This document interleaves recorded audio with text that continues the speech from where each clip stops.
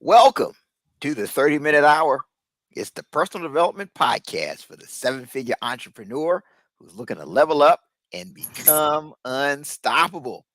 I'm your host, Eric Twiggs, your procrastination prevention partner. Joining me as always, you know him as the super CEO, the business strategist extraordinaire, and all-around good guy, Ted Fells. Happy Monday. Happy Monday. Yes, it is. It's indeed a happy Monday because we're doing an episode that we've never done before. Like this is groundbreaking. And you may look at this on the surface and say, like, what does this have to do with being an entrepreneur and seven figures and leveling up? But I would challenge you to say that this has everything to do with being a successful entrepreneur, just the things they're going to talk about here today. I mean, this is just such a unique topic, but I think it's definitely something that the audience will benefit from because we're talking about how to transform your future by rethinking dieting. And this is just, I'll just go ahead. Let's get right to it, Ted. I'm just going to go there. I'm going to go there. All right. So we have Alan and Angie Thomas. They're our guests today. Now, get this. They've lost a combined 192 pounds without using a traditional diet plan or exercise plan. They lost a total of 192 pounds. That's like what? Two people? It's a couple of the Backstreet Boys. They've lost the equivalent of two Backstreet Boys. Let's put that into perspective. That should make it clear for you, Ted. I know how you follow the Backstreet Boys. All right. I was thinking. I was like, man, you took me back. You took me back. That's right. That goes back a ways. We give away our age. That's it. Yeah. So Alan, his journey began when he weighed 304 pounds and realized he was on a path to an early grave. And then he lost 129 pounds in just 260 days. Again, no diet, no traditional diet plan, no traditional exercise plan. So now he just goes around the world sharing this process. And then you have his wife, Angie, who lost 63 pounds in 190 days using the same approach that Alan used. And I know you're wondering, you're like, what in the world did they do?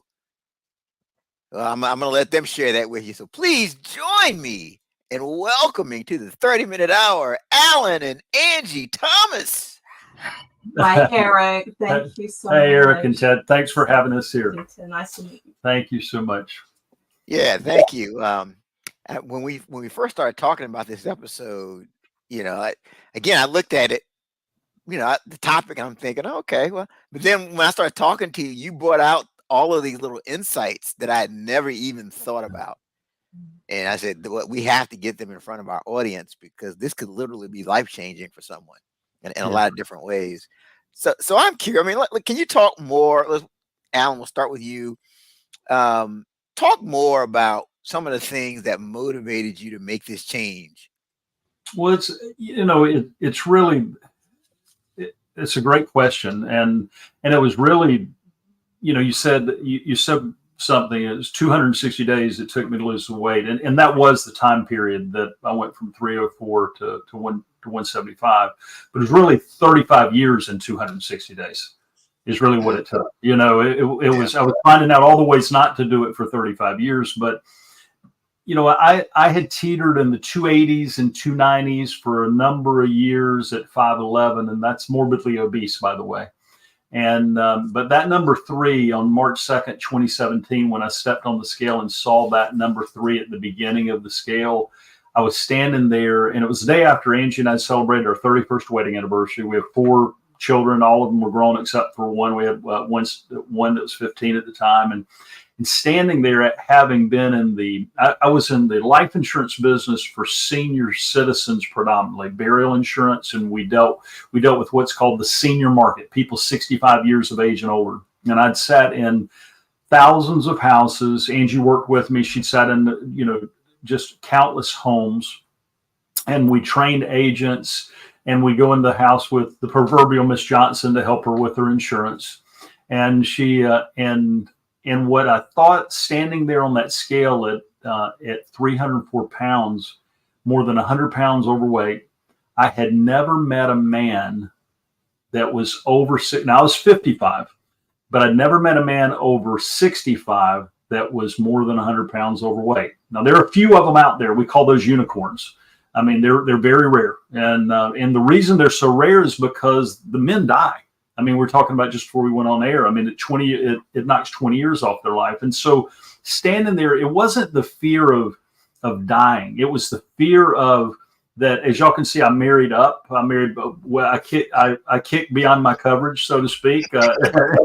And you know, I realized that while Angie wasn't shopping for a husband at the time, if I died, she was likely going to be married to another man. There'd be another man sleeping in my bed, another man walking my daughter down the aisle, another man with my grandchildren that we haven't had any yet, another man living in my house because I couldn't put down the stinking fork and spoon. That's really what it was. I mean, that was the big thing. Then I started thinking about, okay, if I cut my life short, 10 years, 15 years, 20 years, 25 years, there's lots of things that I wanted to do, lots of things that we wanted to experience together, lots of things that, and it was all going to be for naught. And it was as though I was standing there and the Creator was speaking to me. I didn't hear an audible voice, and he was saying, buddy, this is your shot.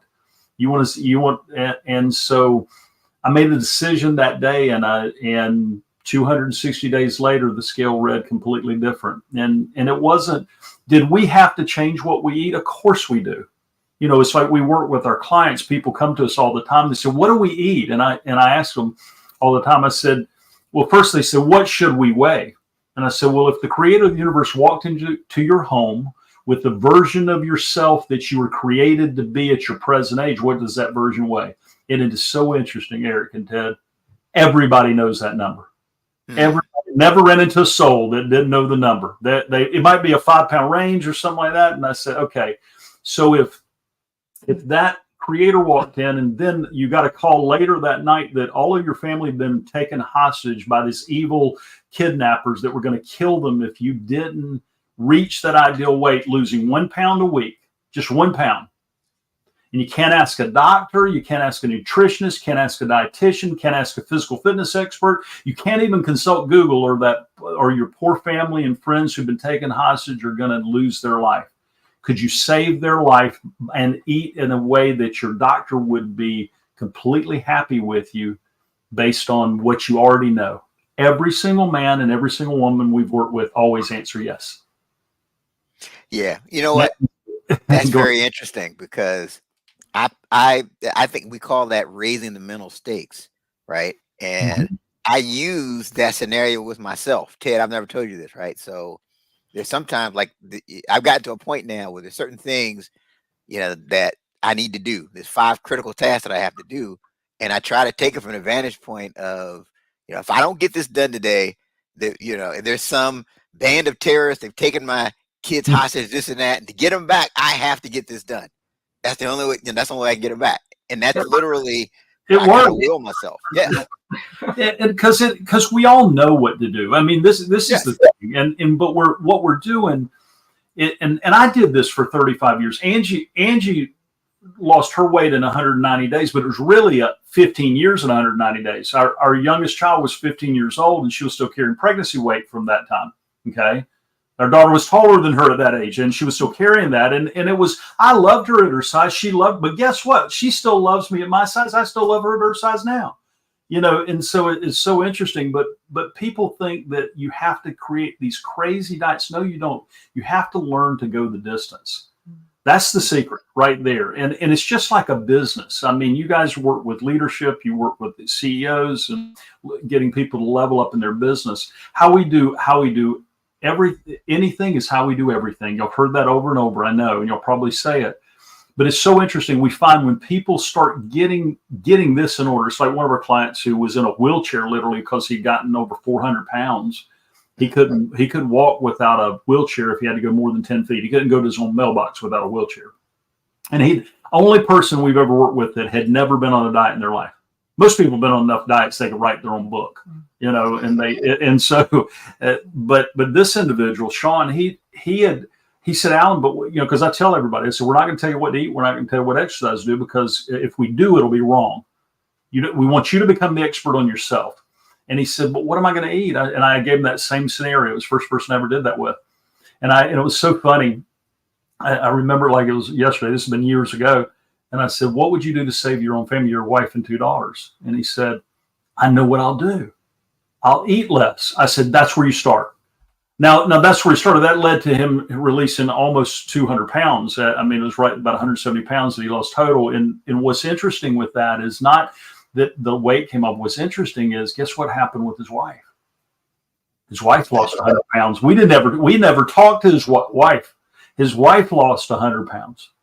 She changed her life. It led to his daughter, who ended up getting in a tragic vehicle accident where she was trying to rescue a stranded motorist. She was a driver for one of the large, not UPS, but DHL, I think it is, and another driver struck her, almost killed her. And him being able to be the example for his grown daughter, who served in the military, by the way, too. She couldn't walk, and she had hope that she could walk again because she watched her dad learn how to do it again after his weight loss journey. And so what I'm saying to you is, it's like we have these opportunities that literally are just being laid in front of us left and right. And it's a simple thing. Self-control. I mean, I hate to say it, it's self-control, but we look for these shortcuts. We're looking for shortcuts. We're looking for the weight loss drugs that are killing people. I mean, people think it's a shortcut, but you lose more. It's like we read an article the other day. Somebody dropped 12 pounds and gained 19 because they lost more muscle than they did fat. And then when you get off, you can't ever get off those drugs. Or the people that we've helped that have had weight loss surgery that fail, because if you don't change this area, if you don't rethink it, I mean, nothing works. It's like, I mean, it's like running. If your body was a business. If your body was a business and you were the CEO of that business, would the board of directors fire you? Yeah, that's a question. That's a question that really makes you think. So here's the question that's out there, right? Mm-hmm. And that we understand, the weight loss drugs, Mm-hmm. the surgeries. That's probably not a good idea. That can have some challenges. But I am curious, like what is it that you have against traditional diet plans? I don't have anything against traditional diet plan. What I have against is telling somebody who already knows what to do. See, here's what I did for years, and I found this with clients before. Okay, if I tell you that you should eat vegan, or you should eat carnivore, or you should eat keto, or you should do caloric restriction, or you should do lower carbohydrate, not quite keto, maybe a blend of that kind of thing. What I would do is I would find the fault of it. And I'll give an example. This is when I decided, now this is before we were coaching this, when you lose a lot of weight, we didn't ever plan to do this for a living by any means. People said, what are your credentials? I said, we were miserable failures. That's our credentials. But I had a lady that came to Angie and me through a colleague out of North Carolina and said, hey, will you help her? She's got over 100 pounds to lose. Would you kind of walk her through what you ate? And I was happy to do it, because people say, what'd you do? They want to know. And so she asked me, and she says, oh, I can't eat it for this. She was a cosmetologist by trade, but she immediately became a microbiologist. She was telling me all these reasons she couldn't eat this stuff. Now she was clearly not a microbiologist. So it just hit me. I said, what'd you have for lunch? Oh, I went to Taco Bell for lunch. And I said, oh, I love some Taco Bell. What'd you get? Did you have the extra cheese? You can do the chimichanga, do the nachos. What'd you do? I forget. It was some stuff. It was a mega meal. And my next question for her was, right, what'd you have for dessert? When she had dessert, she had Kit Kats. And I love some Kit Kats. I mean, those are awesome. And they taste great. And I said, have a nice day. I hope you find what you're looking for. And I got off the phone with Angie. Now, what we did was completely healthy. Okay. It was a doctor certified. I mean, the kind of stuff that we ate, doctor would love it. Our physicians said, great. But at the end of the day, she was looking for the way to eat as much as she want, just like I used to, whatever she wanted, just like Angie and I used to, and whenever she wanted to, just like Angie made it did. And so when we put the weight of it and say to our clients, okay, we give them strategies to follow. Number one, you don't have to do crazy to lose weight. You just can't quit. Okay. Number two, you have got to become the expert on you, because Eric, what works for you might not work for Angie and me. Ted, what works for you might not work for any of us. And you've got to become the expert. We've had people discover that they had allergies they didn't know about. We've had people discover all these different things. It's like one of our clients right now that's been with us about 4 weeks. She's so funny, and she's doing really well. She's a weight loss surgery survivor. And it was so neat. She was panicking. She was about 202 pounds. And she says to me, she said, well, all I eat's, boiled eggs and salad. And I'm like, okay, good. She said, I'm really confused. We jumped on a call. We jumped on a call with her. And Angie and I were walking her through it. And I said, okay. I said, wait, salad and eggs. And I gave her that same scenario about if your family was held hostage. I said, what would you change about what you've eaten in the last 7 days? She said, I'd stop eating ice cream and cookies. I said, okay, there it is. And now she was eating boiled eggs. We talk about the highlight reel. It's kind of like when you talk to a salesperson, they'll always tell you about their best sales. They won't tell you how many times they didn't get up and do the work that was required. They tell you the highlight reel, not the real deal. And so then, and she was very coachable. She didn't realize it. And so she drops about 5 pounds over the next couple of weeks, which is awesome, doing really well. She said, I'm at a wall. Will you help me? I said, wall? Sure, I'll help you. We jumped on a quick call. She was at a wall. She said, I can't ever get below 197. And I said, okay. I said, tell me. And this is the way we think. I'm using her as an example because she didn't realize these things. You cannot read your own label if you're sitting inside of your jar. I mean, you just can't. I mean, there's no way. That's why you guys, I guarantee y'all have coaching. That's why Kobe Bryant had a coach, Michael Jordan had a coach. Everybody needs people on the outside that can see things they can't see. But it's so interesting. 197. And she'd been there 3 or 4 days. And she said, I get stuck here every time. This is where it ends. I said, one question. I said, how long does it take you to go back to the ice cream and cookies? Usually about 3 days. I said, okay, would you agree not to go back to the ice cream cookies for 30 days? And now that was 2 weeks ago, she's down 7 more pounds. She's going, so you're eating enough, right? And she's eating plenty and she's doing what works for her. But she said, I can't believe it's working. I said, what? And people ask us all the time, say, how are you able to get people who struggle weight for 50 years, 40 years, 30 years to lose it? I said, we teach them how not to quit. And again, I think there's a lot of parallels with business. Oh, it's the same. It's the same thing. It is. How many entrepreneurs? If you're a fan of Napoleon Hill, the 3 feet from gold rule. We quit right when we're about to have success because what we want it easy. I want it easy too. We take the weight loss drug because it seems easy until you can't digest solid food anymore and you're being fed through a tube. These are stories that we're reading now. Your hair falls out and your hair fall out. And I know it's not this case with everybody, but the point is, God created us to be a certain size. And I'm not preaching for y'all. If I do, I'll take an offering. Y'all want me to do that. But if He created us, it's not food. For goodness sakes, He took the Israelites into the land of milk and honey. If you freeze that's ice cream, y'all. That's okay. There's nothing wrong with food. It's just it's the weapon of choice of our enemy. It's the weapon of choice, and it's how we'll be taken out as parents, how we'll be taken out as leaders.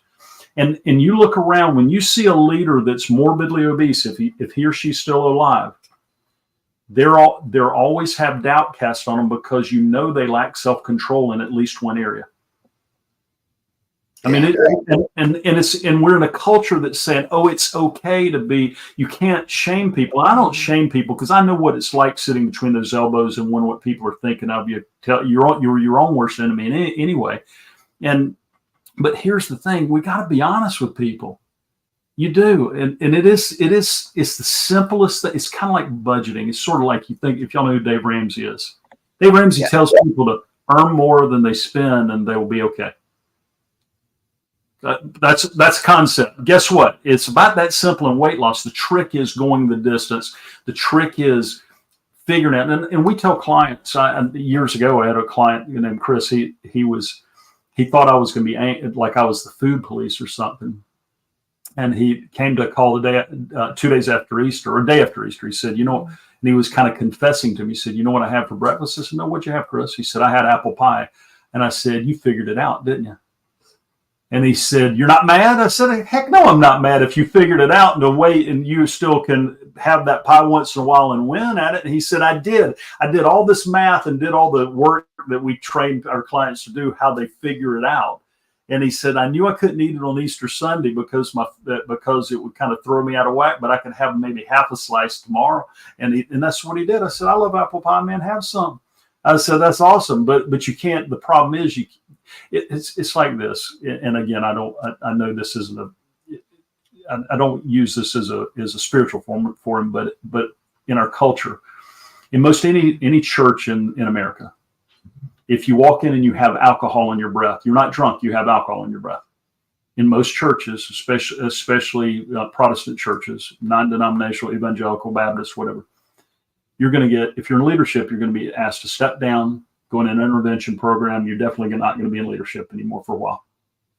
But if you're morbidly obese, 100 pounds more of weight, even 50 pounds more of weight, maybe you're just obese, and you have a church dinner and you have 3 plates of fried chicken plus biscuits, fixins, gravy. I mean, you got the works, and you do 3 plates. The only question you will get asked as a leader is, what would you like for dessert?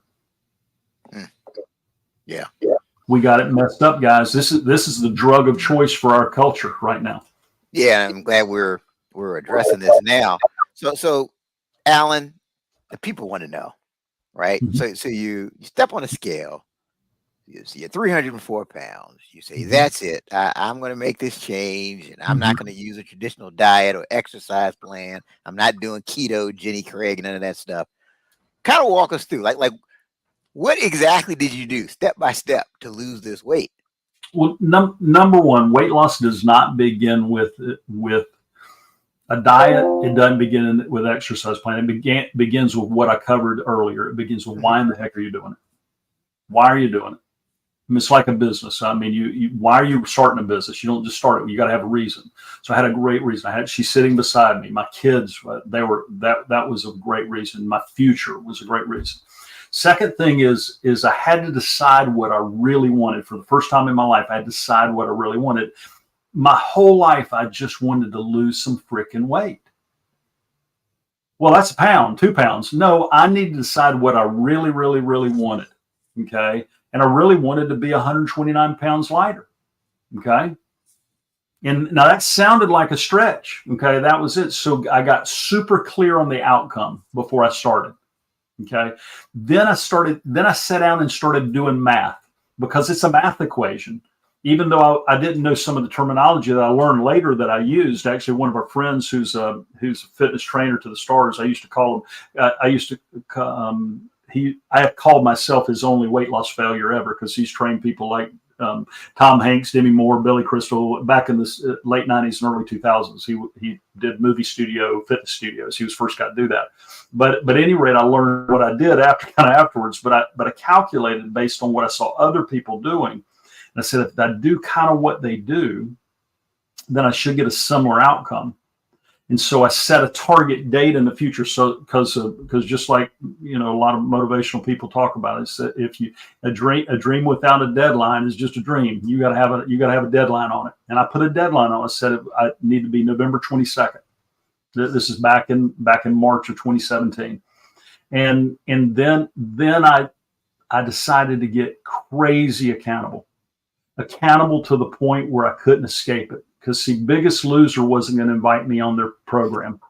Jillian Michaels didn't know Angie and me, and she wasn't going to invite. I mean, she still don't know who we are. I mean, we're but I knew that if everybody in my grammar school, church, neighborhood, high school, college class, if they knew what I weighed, and I committed publicly to it, that there would be no way I'd fail. And so I posted just a few weeks after that I was going to drop that 129 pounds, and they could watch my scale go down every day. Now it didn't go down every day, even though, so So I set it for November 22nd. Everybody, what was really interesting, everybody was really encouraging, except this one guy. It kind of caught fire. It was back when we don't have our clients do this, by the way, because Facebook is not nearly as gentle now as it used to be. I mean, comparatively. And but I had this one guy who was a heckler, and he was a fitness guru in South Carolina. I didn't know him personally. We ended up having people kind of watch our journey online that we didn't know. And this guy said, "There's no way you're making November 22nd." And I, Abraham Lincoln was really a wise man. He said, "I'd rather be thought a fool and not post anything on Facebook than to post something on Facebook and remove all doubt." I think that's what he said. I'm pretty sure. But he was known for posting on Facebook. That's right. Yeah. But I don't argue with people who want to argue. But I did say two words. In fact, these are code words for our clients now too. I said, "Watch me." That's all I said. And so I did. He was 100% right. I did not hit my target on November 22nd. I hit it 5 days early. I hit it on November 17th. And I don't say that to impress anybody. I say that to impress upon them. If the why is big enough, the how-to will deliver itself. Do you have to change what you eat? 100%. I mean, yeah, and I stuck to an eating plan. I stuck 100% eating plan. We don't tell our clients what to eat, because if I tell them what to eat, just like I said earlier, it's going to be wrong. They're going to tell me how that no matter what you tell them. But they all seem to come to the same conclusion. It's fascinating. They all end up coming to this conclusion that they've got to have caloric restriction at some level. Go figure. They've got to watch their macros at some level. Go figure. They've got to watch their sleep level. Go figure. They got to watch their eating window. People say, "Well, I don't believe in intermittent fasting." I said, "Sure you do. You don't eat while you sleep, do you?" I hadn't figured out. Even when I was 3 or 4, I couldn't figure out how to eat while I was sleeping. I would have if I could have. I promise you. Especially at Moose Tracks that Public sells. So the chocolate Moose Tracks, man, it's awesome. So anyway, but they all come to these same conclusions because they get flooded because they're willing to do the work, because it takes data. You have to figure out what your body's doing. A doctor's not going to figure that out for you. I'm not going to tell you that a doctor is bad. Doctors are necessary. We tell our clients never to do anything against their doctor's recommendations, even though they've only probably had 2 to 3 hours of nutritional training themselves. And I mean, that's typical for physicians, I understand. But at the end of the day, when you start learning what's necessary, they figure out how, and then we do have accountability measures we put in place that are very different than what we did, but that wake them up, and they begin to build this standard. It's kind of like you do in business. I mean, you guys are successful. You've got a standard, and they start building the standard that they are this person that's like dying to get out. It's like the guy I was telling you all about before we got on. This guy's 74 years old yesterday. Yesterday was his birthday. He would not have had the last 2 or 3 birthdays had he not met Angie. And I say this humbly because he was dead man walking. He was a unicorn. He was 70 years old, and he was 388 pounds, heart attack survivor, fused vertebrae, walks with a walker, exercises out of the question because of that. And I said, he called me a lunatic publicly. He said, I said, "I'm positive we can get you to your ideal weight if you'll do the work. It's going to be hard. I'm positive." And he fought for 52 years with his weight. He weighed in yesterday morning at 214 pounds. 214. He's still going. Now, it's taken him longer than it would take you or Ted or me or Angie. But see, he did the work, and he knows what works for him, and he knows he will not quit. This guy has become a different man. His biggest problem is he don't want to buy any new clothes, but nothing fits because he's lost a human. I mean, he's lost almost as much as Angie weighed at her peak before. I mean, he weighs now, but the point I'm making, he's lost as much as I weigh. But at the end of the day, there's always a way for the committed, and people hide behind, "I'll do it later." They hide behind, and I didn't mean to take your microphone over. I apologize, but I'm a little bit concerned about this. A couple of things I want to highlight. Number one, there's always a way for the committed. I think that's something to write down. Second part's more important than the first part. And this is one of our coaches told us this, or one of our business coaches. It's always a way for the committed, and there's always an excuse for those that are not. Second part's more important than the first part. Oh yeah, I agree. There's always a way for the committed, and there's always an excuse for those who aren't. All right, we call that, Alan and Angie, a twiggable quote, because we can't say it's tweetable anymore because it's now the name has changed. I like twiggable. It's a twiggable quote. That's right. No, I agree with that 100%. And then what you said earlier, your steps were, number one, get clear on your ultimate outcome. Yeah. Then from there, we're going to set a deadline, and then we're going to have crazy accountability. I think if you apply that to anything, you'll have success. Get clear on what you want, set a deadline, and have the accountability. One other piece left out. You measure everything. People come to me and say, I don't want to count anything. I said, then be happy.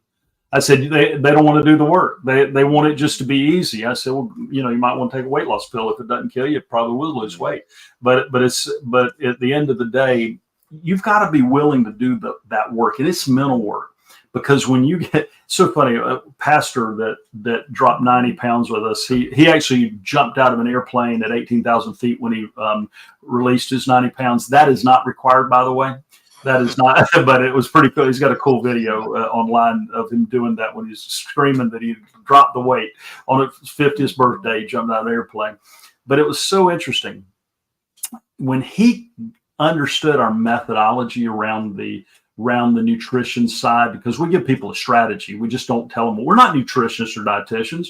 I want them to become the expert. Like I said, Angie wants the client to do that. And when he got it, he predicted his weight loss within 2 days. It's predictable, but thinking you can cheat, and cheating is not even a thing in our plan. It's like people say, well, I'm going to have a cheat day. I said, there's no such thing. You just plan. If you're going to eat 5,000 calories and a bunch of carbs and whatever it is, which will be a bunch of food, just so you know. I said, that's up to you. Plan it, own it, enjoy it. But no, you're going to pay for it. It's kind of like going to Vegas. It's kind of like you want to. Do either of y'all drive a Ferrari Portofino? Yeah, Ted does. You drive. What? You're muted, Ted. Yeah, I borrow Eric's from time to time. There you go. Well, when you buy a Ferrari Portofino, you're going to pay for that.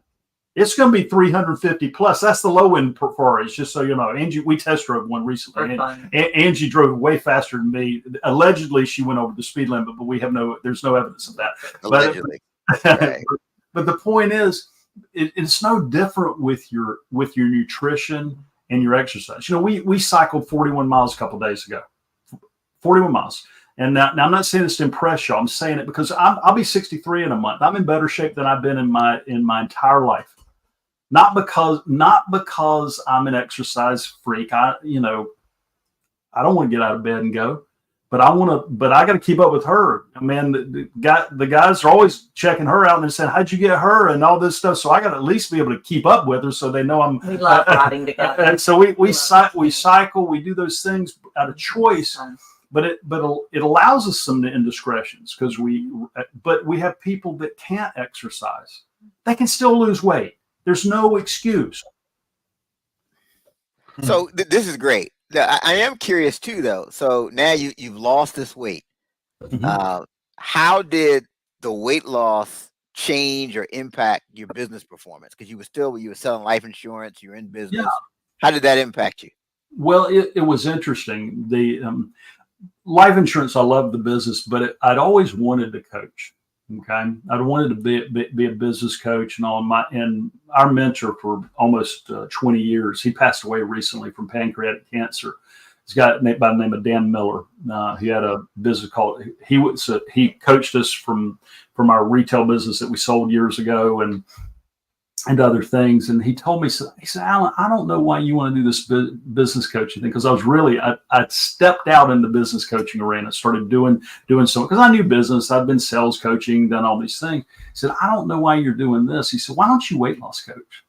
I said, man, that is the dumbest. I was just thinking, I don't think I called him dumb because he wasn't dumb. I said, but that's the dumbest thing. I don't want to tell people what to eat, what exercise to do. And he said, and he didn't argue with me. He would never argue with somebody on what they want. And But about a month later, maybe not even a month, in early 2019, somebody heard Angie and I on being interviewed about our weight loss journey. We weren't trying to be weight loss coaches at all. Somebody just wanted to interview us about it. And this guy reached out to me. He says, "Man," he said, "would you talk to me? I got to struggle with my weight." And I said, "Yeah, sure." I mean, I didn't know what, I was just going to talk to a guy who needed some help. He was about 350. And he says, "Man, I heard your story." He said, "Would you coach me?" I said, "Oh." And I remember I was sitting right here, literally. I remember having a conversation. I really had this I don't want it, man.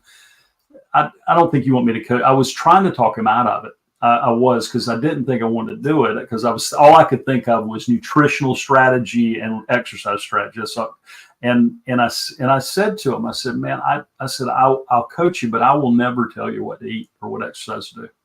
By the way, we said that to every single client who's come into our program since then. And he said, I said, "Because if that were your problem, you'd already be there. You'd already know what to do." I said, "It's the other stuff." And it was so interesting. He lost a bunch of weight. And I realized that it was the it that I've been looking for. And what was interesting is he started a business that around coaching people on purpose. He's written one book. On his second one, he's helping people all around the world doing what, and it's because he got out of his own way.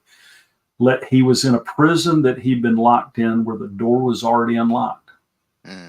It's like, that's what obesity is. It's literally the door's unlocked, and you're saying you can't get out of it because while you're grabbing the next slice of whatever pizza or pie or whatever, like I was doing, two bowls of ice cream at night. I want to squish them down so they looked like they were less than a bowl, but it's really 3 bowls. I was eating one. I mean, I had all the tricks, and he realized that, and he's helped so many people, and when I figured that out, that's where the business side really kicked in, because we were doing the it, and we believe with all our heart that we can change the trajectory of obesity without a diet or exercise plan. That's only going to take about 92,000 people a day. That's how fastest growing worldwide. Wow. So you, I heard you on another podcast. You said something, and you kind of mentioned it here, but I want you to talk more about it. You said it was never the diet; it was always the decision. Always. That's all it is. I mean, when you cut off, and to decide means to cut off all possibilities. That's what deciding is.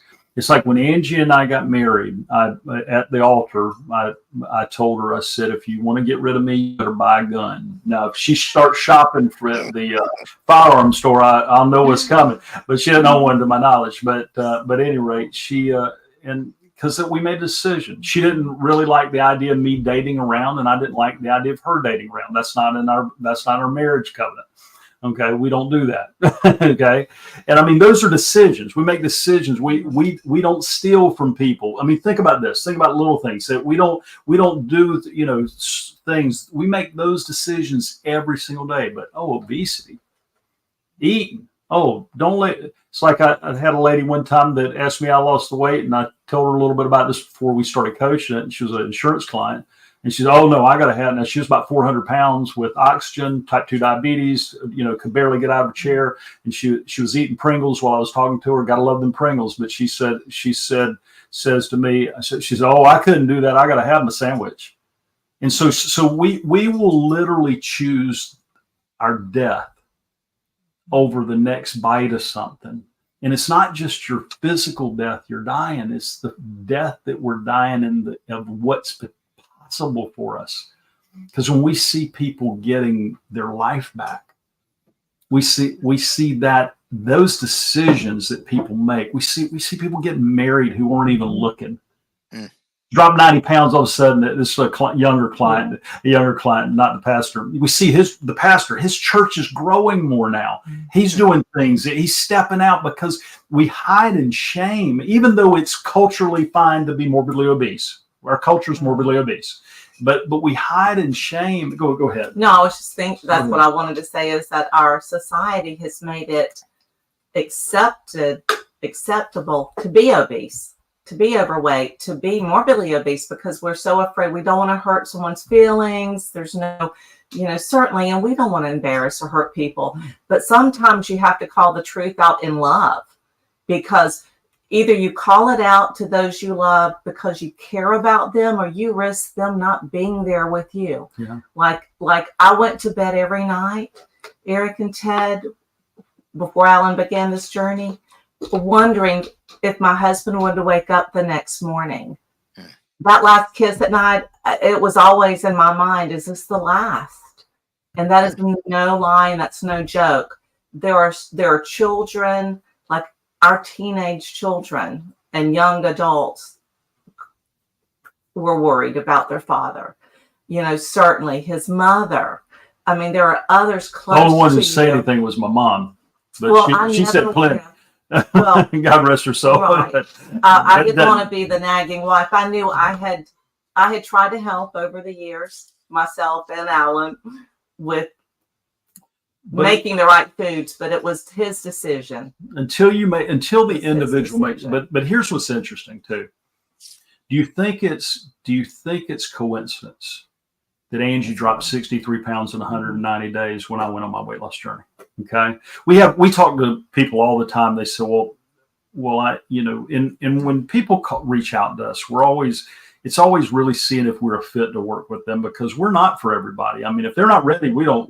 We recently had a client come through our program who I didn't enroll a year ago. Or a year and a half ago, she came to us and I said, I said politely, but she wasn't ready for us. And then she reached out again because she was really struggling again. And she's doing fantastic now. And she's like, I'm glad you didn't take me back then. She said, you were right, I wasn't ready. But we're asking people, what are the consequences of what's going on in your life? I mean, like when people are listening to this, if you believe you're overweight, you're likely obese or morbidly obese. If you're obese, I guarantee you're morbidly obese. I can almost guarantee it. And I don't say this to be hurtful, like Angie says, but at the end of the day, people are sweeping it under the rug until it's too late. They're my son, who is now, he's very successful, doing well. I mean, he said to Angie, he said, I guess Dad doesn't love us enough to lose the weight. I didn't know this till after I was on my weight loss journey. And, until that, but you can impact those. Right.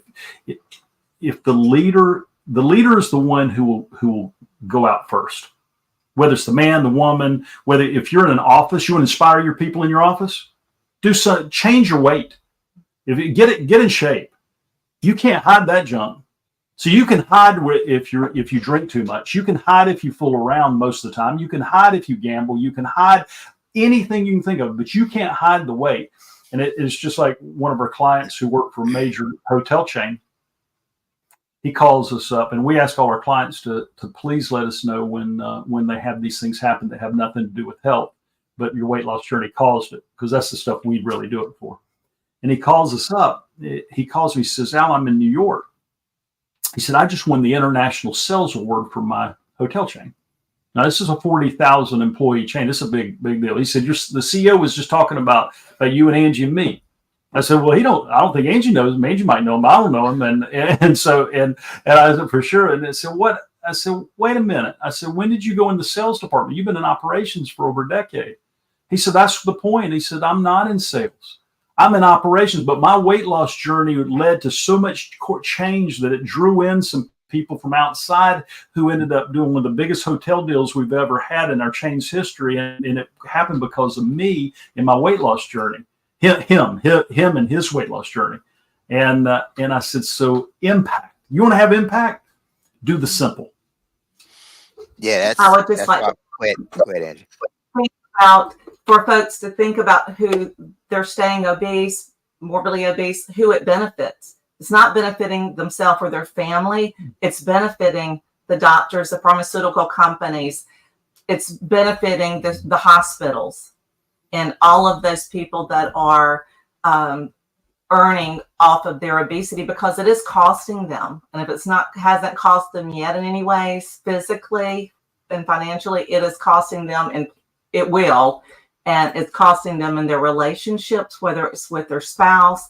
I can't tell you the amount of people I've spoke to that have not been in the same bedroom with their spouses because of their obesity. For years. And that will impact you at work. It impacts Absolutely.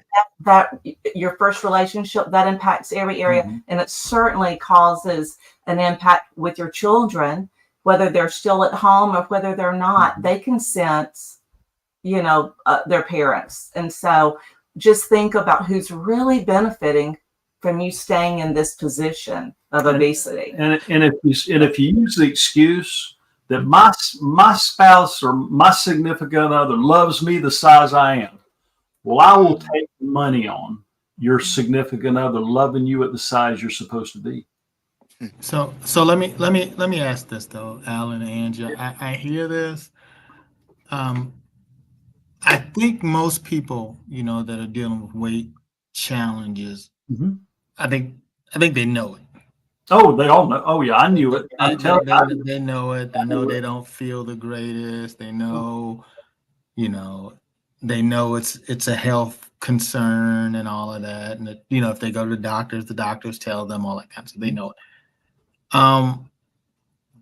And then a lot of them will tell, they'll say, okay, it's a willpower thing. Like I just can't kind of get myself there, right? I gotta have the apple pie. I gotta have the apple pie. I gotta, I love pizza, I love burgers, all that kind of stuff. And, and if it's a situation where, you're just gonna give, they think, okay, I'm gonna have this diet. It's just gonna be, vegetables and some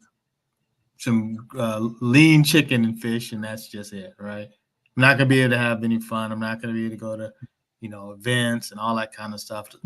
So I really want to kind of hear a bit of what you can share about the things that you're recommending, that you're talking about in your coaching, right? Just something, right? Because I think go ahead. First of all, you just make a decision what you are willing to tolerate on your journey. And it's not for life. Yes, if you're obese, you're always going to have to deal with taking care of watching what you eat. I mean, it's just a fact. Our metabolism isn't like that other person that can just eat and eat and eat and still be a size 4. I'm sorry. That's a lady's size. A lady's size 4 or a man's 32. I'm sorry to just break it to you. What she wears. What she wears. but I didn't back in 2017. We're not all built that way. And so we have to make changes, as we've talked about. But the changes are for a season of time. The serious, let's get busy, let's get to it. Yes, you could take 3 times the length of time that we took to reduce. We wanted to get it done. We had just been playing around for years. I mean, I'd been within 15 pounds of my goal weight back several times, but there was always an event. There was always this. There was always that guy, you made excuse for that day or that weekend. Come back. Oh, we're going to start at Monday. And then there's always another reason. I got a quick, Ted, are you married? No, I'm not. Have you ever been married? I'm not. Okay. And well, what about you, Eric? Yes, I'm married. Okay. You and your wife date around? Do we date around? You're like with other people. I mean, do you? You date other ladies. I mean, Well, that would be hazardous to my health. So no. Okay, so and I'm going to answer some of Ted's question with this metaphor, and so, but now I'm sure your wife is lovely. I'm sure she's the perfect woman for you. But there were all those women out there. There's all those women, and there are a lot of lovely women. There's all kinds of. But I'm saying there's all kinds. But you make the decision that you're going to just date that one lady that you chose and you decided to do without. That takes some willpower. Now, am I wrong? Does that take some willpower along the way? Okay. Oh, certainly. Absolutely. Because you're a handsome guy. I imagine that you get ladies hitting on you all the time and you have to say no, right? The struggle is real, Alan. It's hard out here, Eric. Tell him it's hard. It's hard being a trophy husband. Let me tell you. My point with Ted is there going to be sacrifice? 100%. There's going to be sacrifice. Okay, there is. It's like when I made that decision to go public with my journey. And Angie made that decision public with hers too, by the way. She was courageous as well. We got invited to a birthday party, one of our close friends, to one of our favorite restaurants. Well, I had, ate very intentionally, because you have to eat intentionally, kind of like you do in a business. Like you work intentionally with in your business, and you have to eat intentionally. You have to do those things. And I'd eat intentionally, and I was going to eat that day. And I made that decision because I had a weigh-in in the morning. That was every day. Every day was a public weigh-in. And so I'm at that party. Angie and I are sitting there. We're having fun with our friends. They got appetizers. Man, they look good. Those appetizers, they had the pizza, the flatbread. They had all the different things. They had the wings. They had all these different things that we love. But I made the decision that I was getting the stinking weight off, because the price of the weight was much more than the price of that food. But what ended up happening, though, was that because I was still the biggest guy at the table, even though I'd already made the decision, I didn't just turn into the 175-pound guy that next day. I was still in the 280s at that point. And I was still the biggest, whitest guy at the table. Okay. So when the birthday cake got cut and you're a waiter, who you bringing the biggest piece to? Even though he didn't order anything, I was drinking unsweetened tea, black coffee, and water. I was heavy drinking that night. Okay, and so when I did that, he decided to bring me a slab of cake big enough to feed 4 people. And what I did, but I knew if he got near me with that cake, because I knew how much I love that cake, because I knew where he bought it Publix. Publix make the best cakes in the world. And I'm not doing a Publix commercial, but it is Moose Tracks and that. I did both. But I stiff armed that waiter. I was worried about knocking him down because in my word, but it was a decision. So was it sacrifice 100%, Ted?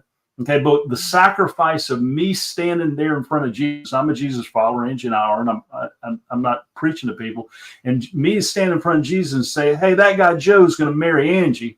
She's going to go around the world and do all this stuff with him. I mean, that would be hell for me. I pray that Jesus wouldn't tell me, but I know that he said, you're here 15 years early, man. I didn't have you plan to come home till now. And so you have to decide which price you're willing to pay. Number one, it's just like, what's your primary business, Ted, before being an international podcast host? I'm a model. You're a model. Okay. No, I'm joking. I'm an entrepreneur. I'm CEO of an information technology. Okay. Information technology. Were there in the beginning with that information technology company? Did you start the company? I did. Okay. Did it start in a high rise?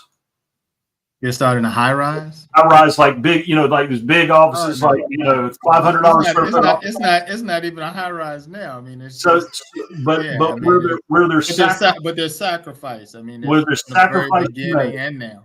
And now, but is it as much sacrifice now as it was in the very beginning?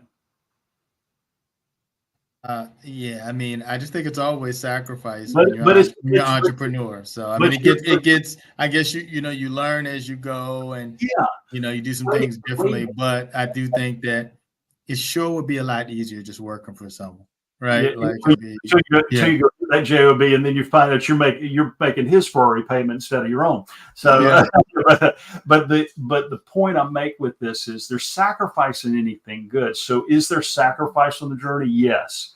But we teach our clients how to blend it in. I mean, I just believe that food, while the food pyramid, all that, it's all that stuff's a lie. It was stacked against us. It was a scam on the American people. Y'all can look this up. I'm not being a conspiracy theorist, but we've been trained to eat sugar and bread and all these different things. But I still have some sugar and bread once in a while. It's not forever, like Angie said.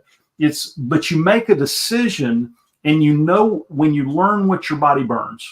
Okay. And what your body burns, what you can do, then that this is the other thing. Like if you get on the scale after you've eaten a big meal, the next day you carry a lot of water weight typically, and you might gain 4 or 5 pounds. Well, calorically and macronutrient wise, you might have really only gained a quarter pound, but you might show 5 pounds that next day.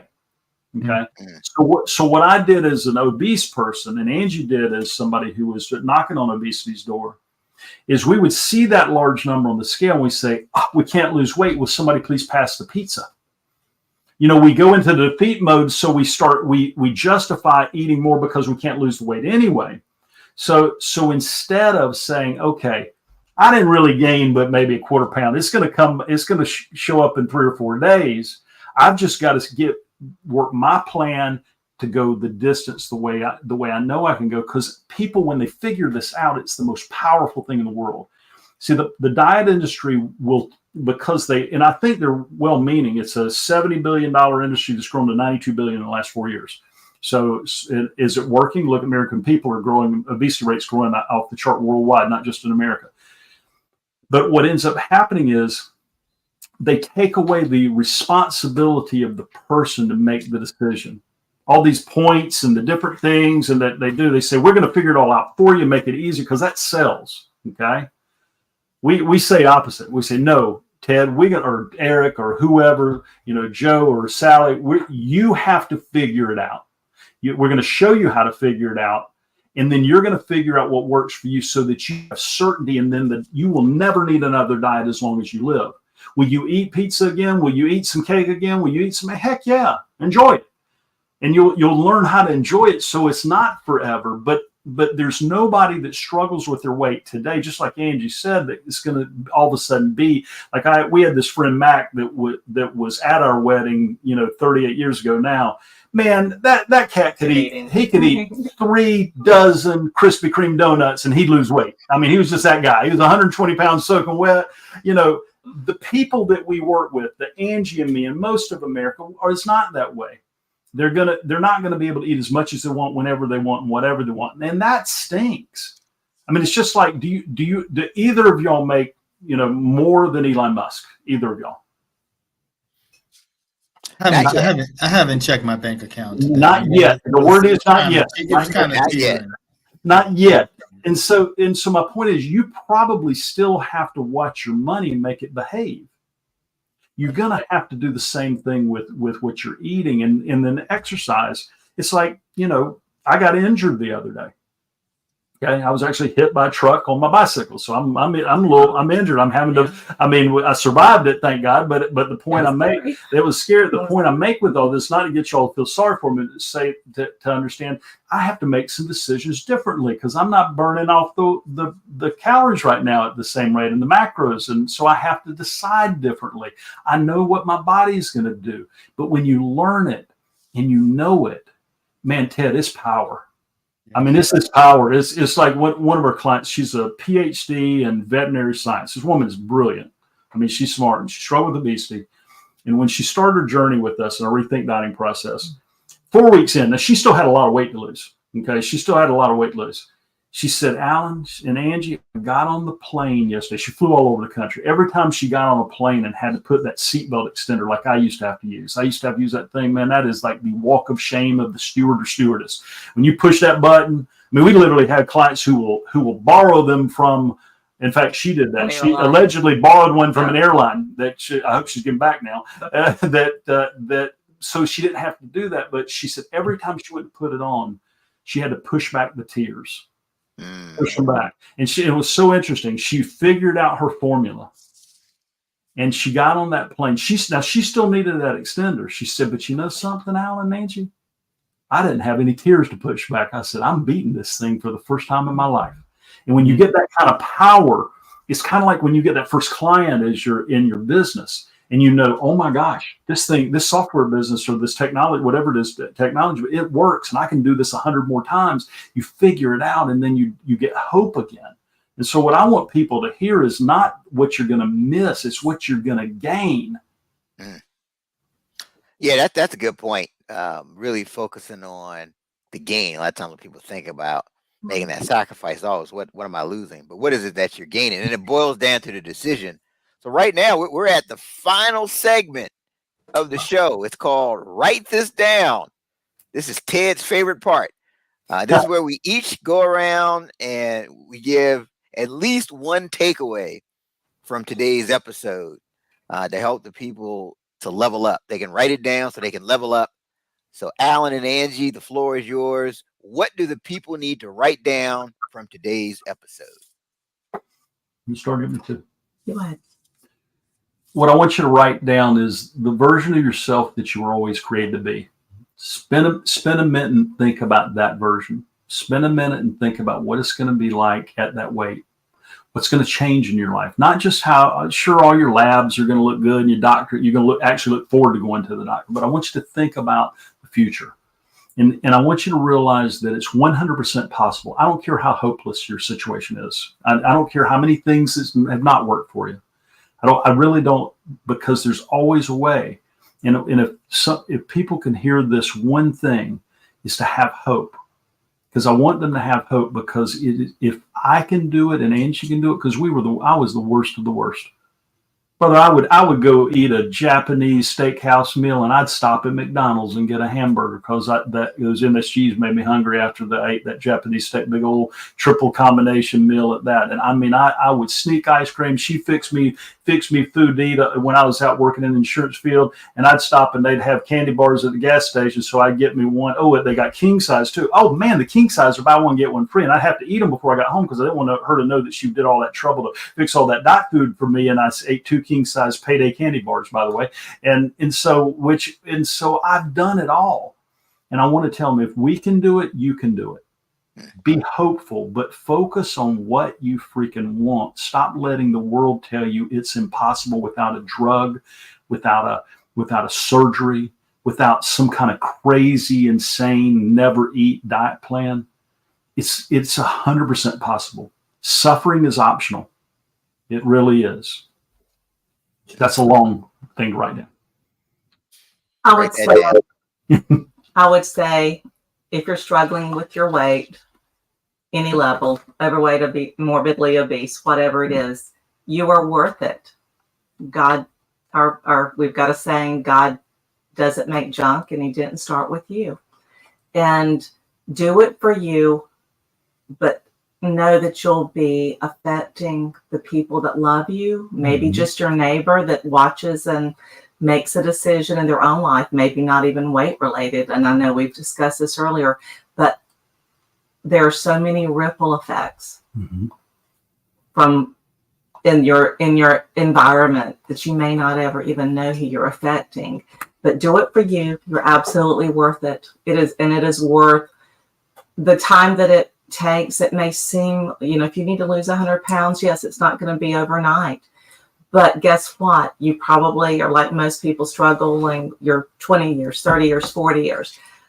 Compared to the length of time that you have fought the mental anguish of being obese and what am I going to wear, and I don't have a spouse, or I want to find love, or I want to find a job that I love, but nobody's going to hire me if they have to, if I'm face to face. It's just a fact.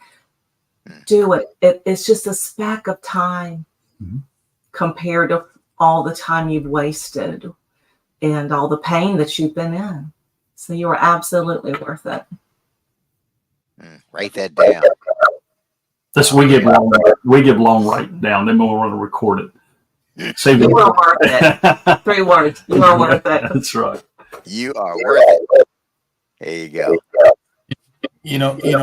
For me, and just listening to this, I guess the part that resonates the most again is the sacrifice. Like whatever's important to you, however you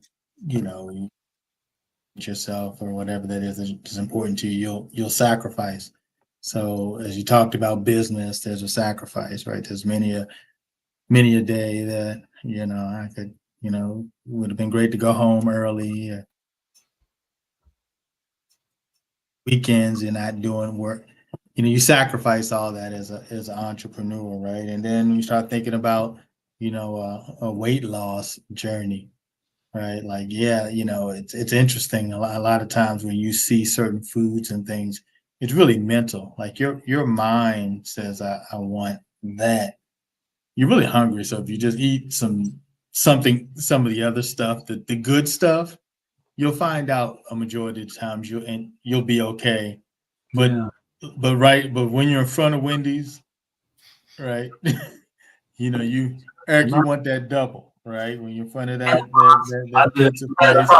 I didn't do no double. I didn't want a Frosty. I did the triple. Yeah, so if you can sacrifice and get away from there, and then you do it enough, right?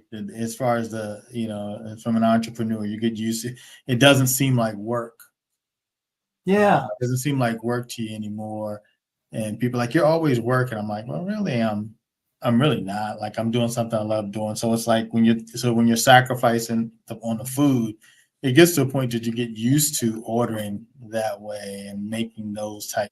Well, and this You is see the results, right? The business, you start seeing the profits, right? The weight loss. Hey, you go down in sizes of clothes. You feel better. You don't feel as tired, and so the sacrifice is worth it's momentum. it. Yeah. When you get momentum in your business, momentum. Anyway, I didn't mean to interrupt your time, but it's momentum. It positively. And you have single, and you can have single once in a while. But now, I mean, what Ted's saying about the sacrifice, I mean, I think that's key. I mean, anything worthwhile requires that sacrifice. Definitely something to write that down. So my contribution to this, it has to do with how you talked about, Alan and Angie, that you went public with your goal, and I think anything you're pursuing, it helps to have that accountability component. Yeah. So think about what's the accountability component that to what you're trying to accomplish. And years ago when I was running a marathon, that's one of the things I did. I told a bunch of people purposely. And several of the people were like, "Oh, great! When's the marathon? What's the date? I'm going to be there at the finish line." And I knew that's what I needed because I couldn't back out of it because I knew they were going to be there, and I knew these same people would be asking me, "Hey, how's your training coming? Hey, how many rounds you running now? Hey," so it kind of, that accountability was key. Don't just, I think the takeaway is don't just rely on your own willpower. Right? Yeah, well, it changes your standard too. I mean, just like I said, I mean, all of a sudden you step into this version. See, our clients, we have a custom accountability that we do with them, but it's just so interesting. But how their standard changes where they won't tolerate it anymore. And they just, they realize there's something else better there. But anyway, but anybody you've got, listen, for any of y'all, I mean, they can go to our transformmyfuture.com/30-minute hour. And that's the link I put in the comments there. And they can watch. It's a step-by-step strategy that Angie and I use to lose 192 pounds in 260 days. And every one of our clients starts there. Every one of them, every single one. But for people that really want to take it to the next level, they can get on transformmyfuture.com/apply. And listen, call us. We're not too busy for any of your listeners. If they want to call us and really have, get really clear on how bad the problem is with weight. I think about Bob Ward, a commercial airline pilot who was a captain for many years, and he struggled with obesity. And, we had a conversation. He realized he was obese because of some questions I asked, and he was. And then we figured out how committed, people are to solve it. By the way, Bob dropped 80 something, 90 pounds, whatever it was, and changed his life. And how committed people are to solve the problem. Do they really just want a quick fix diet? We're not the guys. We're one when they're ready to change. And then if we even think we can help them. And so, but we're not too busy for any of the people that come on there because listen, the food industry, the diet industry, they don't want you to win. They're structured to where you're going to keep coming back forever and ever. That's how it's structured. And the stores are packed with plus size models and the ladies, and they say it's okay. And I'm not saying that, listen, we never tell a client what to weigh. If they want to weigh more, that's their choice. I mean, that's their choice. We just ask them that question. If the creator walked in and introduced yourself to the version of you, what's that one going to be? And it's usually less than they tell us. And it's always fun to see them. And they said, do you even think that's possible? I said, I'm positive it is. If you can lose 1, you can lose 5. If you lose 5, you can lose 10. If you lose 10, you can lose 20. If you lose 20, you can lose 100. You can lose 200. We've seen people do it. We've seen people who have been hopeless. And so anyway, it's been fun. Thank y'all for letting us tell our story. This has been excellent. And I did share your links in our comments section. transformmyfuture.com/30-minute hour. So if the people want to get more information from you and they want to have you coach them, what's the best way for them to connect with you? Well, we'd like all of them to watch that because they'll get a little idea. They've got a pretty good idea after listening to us talk. People come to us and say, "Hey, tell me what to eat." We're not the guy. I want to know how bad the problem is, how committed they are to solve it. Like I said before, but they need to go to transformmyfuture.com/apply. That's where Angie and I, or one of our team members, we have team members that work with us that take these calls, and really we just get real clear on what's going on with that individual. And make sure that we can help them because our dream for these people that come to us is that they get that weight, not the weight. I could care less whether they get in their skinny jeans. Okay. I mean, I want them to be fit. I want them to live, but I want them to, what we're doing, Rethink Dieting is not a diet, it's a decision, just like we said earlier, but it's about taking men and women and help them lose the pounds that really have held them back in other areas. Held them back so that they can live really this extraordinary life that's been sitting there waiting on them. That's what we're passionate about. Like when our clients come to us and tell us, "Hey, I just got the biggest job I've ever gotten in my life." That's happened. I've just got, these things. And it usually happens because your momentum changes. It shifts in your life. Or like Ann, who we just had an interview with a week ago. She came to us early on during our Rethink Dieting time. And so while she only needed to lose about 40 pounds, she now is confident to go online, to do Zooms, to be in person at her church teaching art, helping other women find their creative voice. And now she actually is building a coaching business, which will be like ours on Zoom or like we're doing. And she'll be able to work with other like-minded ladies around the world to help them have the confidence to work with art themselves. Mm-hmm. And she never would have done this without the weight loss. She's wanted to do this her entire life. She is 72 years old now. Oh, she also had a tragic loss about 1.5 years ago, and she wrote us at that time. Mm-hmm. Had she not had the tools that she had learned in Rethink Dieting, she would have.